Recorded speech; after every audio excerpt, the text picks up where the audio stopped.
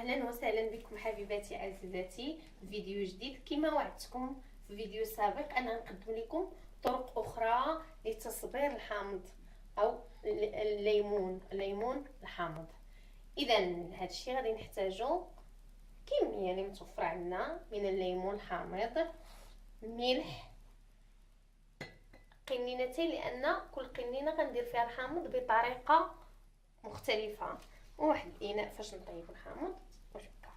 اول حاجه كنبداو بسم الله كنغسلوا الحامض ديالنا. من بعد ما غسلناه بالماء والخل كناخذوه كما درنا ليه بطريقه الفيديو السابق، كنقسموا الليمونه هكا وهكا، يعني كنفلحوها. غادي نوريكم الليمونه. انا كنت وجدت الليمون، دابا غنوريكم طريقه كيفاش نديروا ليه. كنديروا هكا،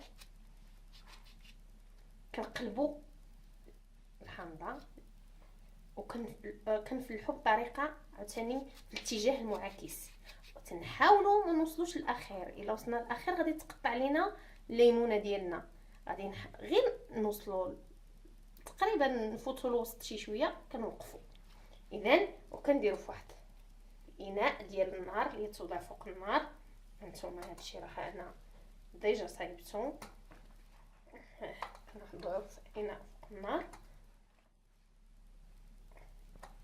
وكنسلقوه كنديروا الملح على حساب.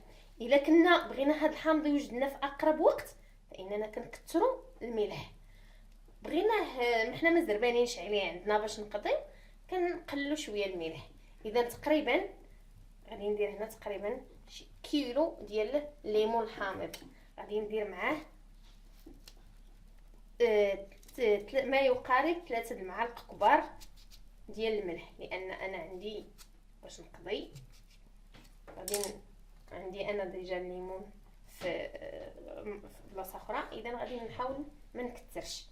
اذا كنديروا تقريبا قياس 3 المعالق كبار بحال هكا. كنديروه في الماء وكنديروه يتسلق نص سلقه، ما نخليوش يطيب بزاف، وكنديروه يتسلق نص سلقه.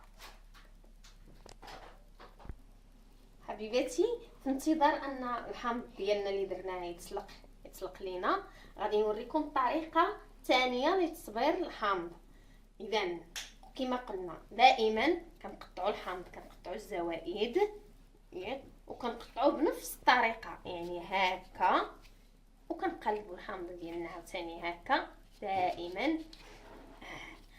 هو عندي الحامض هنا مقطع، ها هو، هاهي الجهه الاخرى عاوتاني نفس الشيء، هاهي الجهه الاخرى.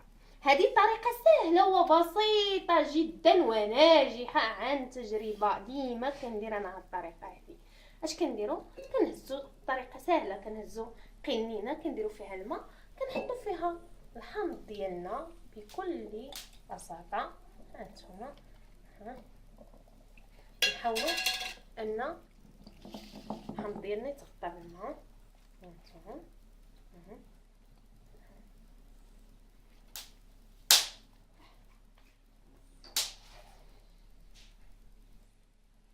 صافي عمرات صافي. من بعد هنا ماشي ضروري اننا نضغطوا عليه ولا. من بعد ما درنا الحامض ديالنا في الماء كنديروا الملح. كما قلت لكم قبيلات، الا كنتي محتاجه هذا الحامض في وقت سريع تنكثروا كميه الحامض. كنتي ما محتاجاش من الاحسن ديري غير شويه الحامض وتخليه يطيب على خاطرو. اذا مثلا هنا غادي ندير تقريبا شي نص كيلو عندي ديال الحامض، غادي ندير واحد 2 ولا 3 معالق كبار هكا. هذا غادي يطيب ليا تقريبا، غادي يحتاج واحد 15 يوم حتى 20 يوم ماكسيموم. اذا وكنغلقوا الكمينه ديالنا مزيان باحكام، مزيان صافي. ها هي طريقه سهله وبسيطه جدا. ها هي صافي. كنغلقوا، نحاولوا القنينه نغلقوها باحكام صافي. ها هي نرجعوا الحامض ديالنا بعد ما تسلقها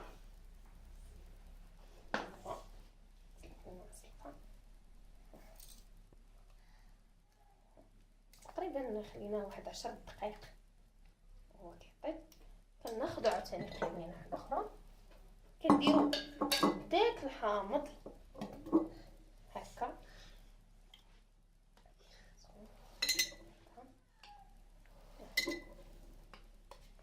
الحامض نديرو في قيمينه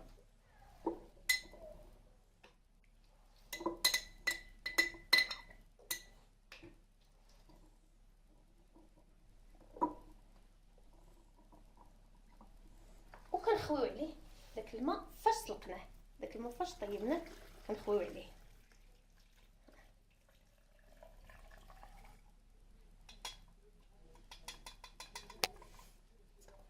في هاد الحاله انا ما عمرتش ليا ما تغطاش ليا الحامض ديالي الليمون ديالي بالماء، غادي نزيد شويه د الماء هنا في الكاسرونه وغادي نطيبو مع هذيك الملحه وغنزيدو حتى نعمر القنينه وغادي نغلقها باحكام.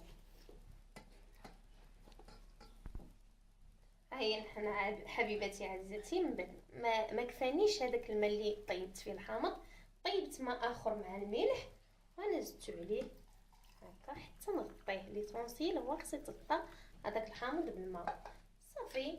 وكنغلق القنينه ديالي باحكام جيد هكا، خصنا نغلقو باحكام مزيان صافي.